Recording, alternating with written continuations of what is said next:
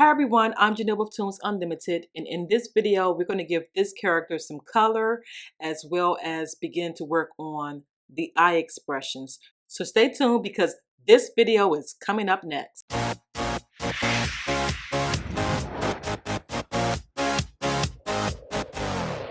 ToonsUnlimited.com.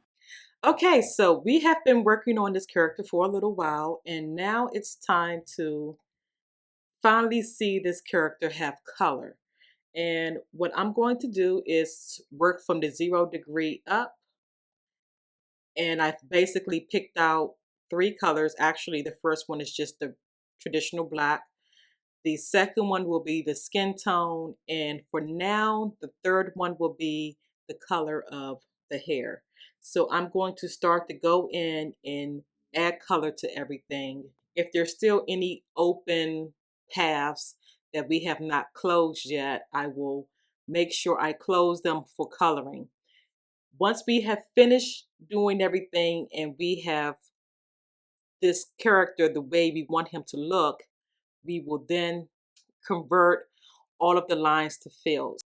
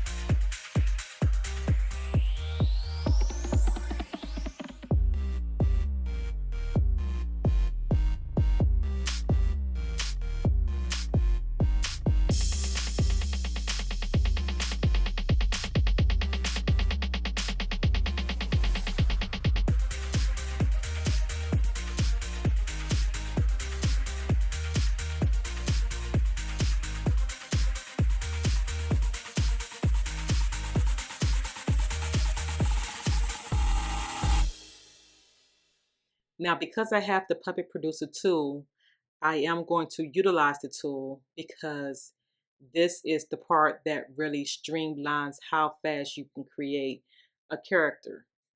So I'm going to be using all of the features here in the top part of this app to work on the face. So for each layer that there is an expression for, I'm going to tag it. So this is the face layer. I'm going to tag the face. Now what that does, it automatically converts it into a symbol for me, which is what I absolutely love. But it's also give the instance the name that it needs to be imported into Crazy Talk Animator. And for now, I'm not going to worry about all of these little red symbols. We will have to put these markers in the right place, but I'm going to focus purely on tagging everything so that everything is now converted to a symbol. So I'm going to select the mouth.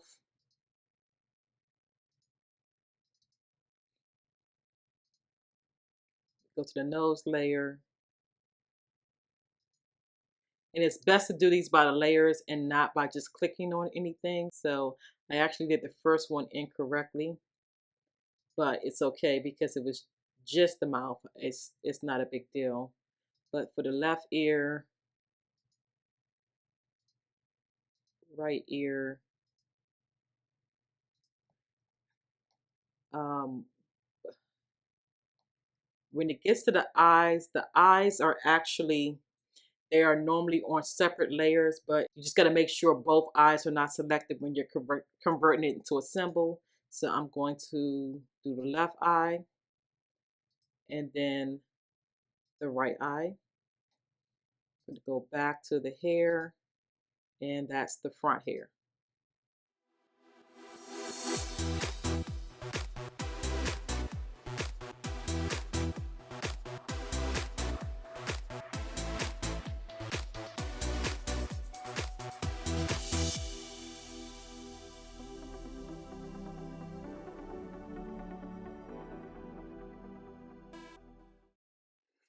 Okay, so we're going to work on the eyes, but I am actually backpedaling a little bit. So what happened was, once again, I thought I was recording, and so I actually already finished all of the eye expressions. However, I am going to go back and show you how each one was done, because for this simplified character, I'm using the exact same eye expressions in all of the angles, with the only difference being that the right side is flipped. So I'm going to go into the left eye, and as you can see, they've already been created.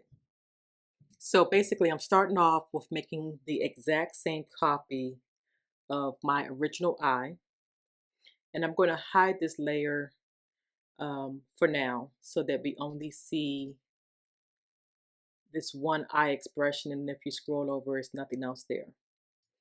What you need to do is highlight frame 2 to 13, right click, and tell it to convert to a keyframe. Now, what that basically does is make that same eye expression now for all 13 angles.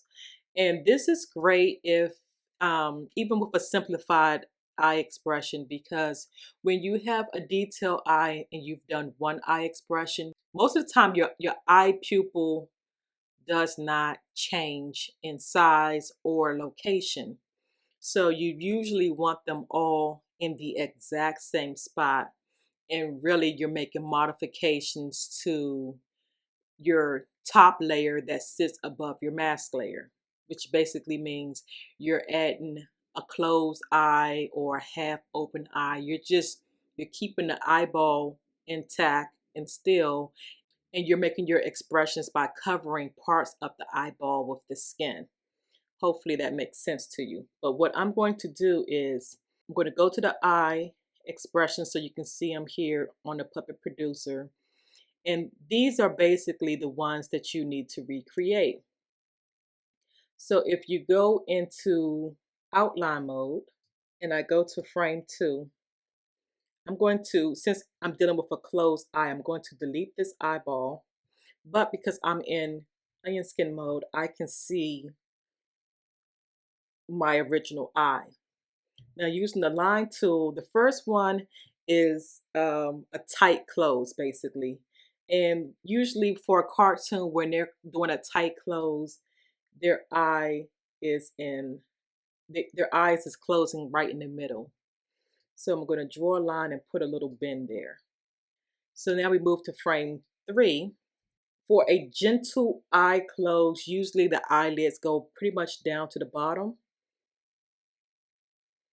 So I'm going to put a line maybe here instead with just a very slight bend.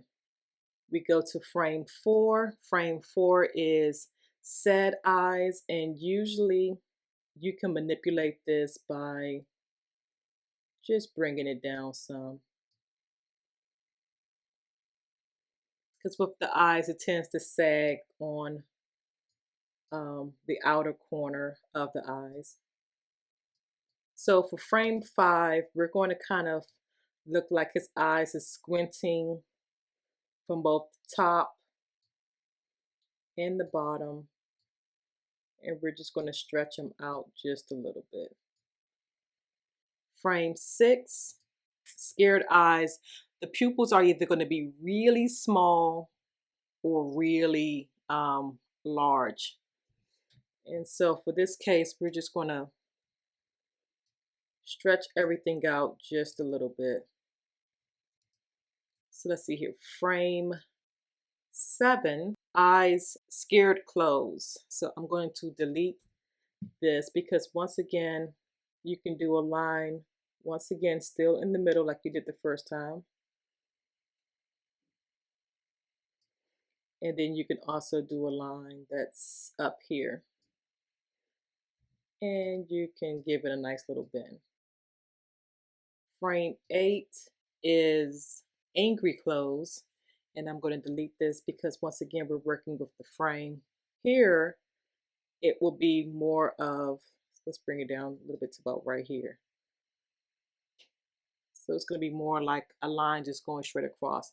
Pretty sharp and straight to let you know this person is really upset. Number 9 is stretch angry. When you're making an angry eye expression, you usually have the eye coming in from the inner part. Sad is usually coming in from the outer part, but angry is usually coming in from the inner part. And since this is stretch, we would just make the expression a little wider than normal. Okay, so number 10 is angry. Stretch and angry are very similar. This is why some people do additional eye expressions. You're still bringing this eye in. And you may want to bring it in on this side a little bit too. Eye expression 11 is smiley. Smiley is always showing a lot of cheek.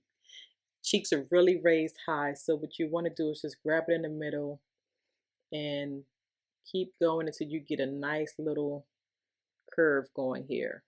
And happy is similar to smiley. You're still raising your cheeks, but it doesn't go as high. So it's more like this. Nice little bend, but nothing too drastic.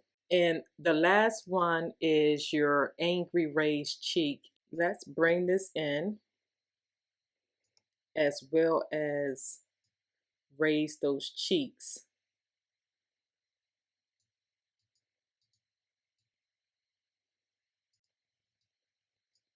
And that's an angry squint. So these are the basic 13 eye expressions that I did for the character. What you would do is copy, press and hold the shift button, highlight all the frames, right click and say copy frames. And then you would go inside of the other eye expression and I will right click and hit paste, or in my case, paste and overwrite frames. Now what you want to do is make sure you have edit multiple frames on and make sure you have all of them selected. So once you move this little gray bar all the way to the end, hit Command All to make sure you have everything selected and then hit Modify, Transform, and Flip. And I know it doesn't look like anything changed, but what it will do is put everything on the opposite end. So now, say for example, with the eye that is a scared close, now the arrows are both pointing towards each other correctly. So those are the eye expressions. You would take that step and you would make a copy of the right eye and you will put it on the 315.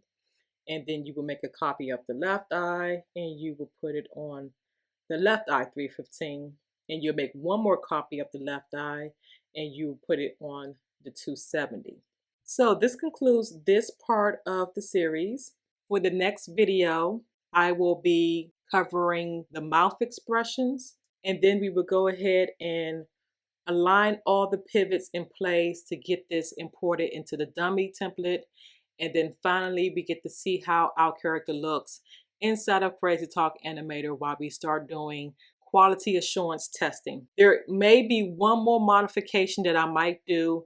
Right now, these eyes are not set to move.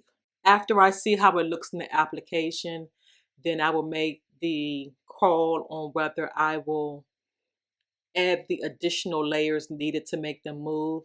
It's not much of a modification because of the style of this character, but I want to see, does it make sense for his eyes to move around or just be static? Hey, thank you for watching. If you enjoyed this video, please consider subscribing to my YouTube channel. If you would like to purchase any of my products, head over to my store where I sell characters, props, and scenes. Stay tuned for the next video and take care.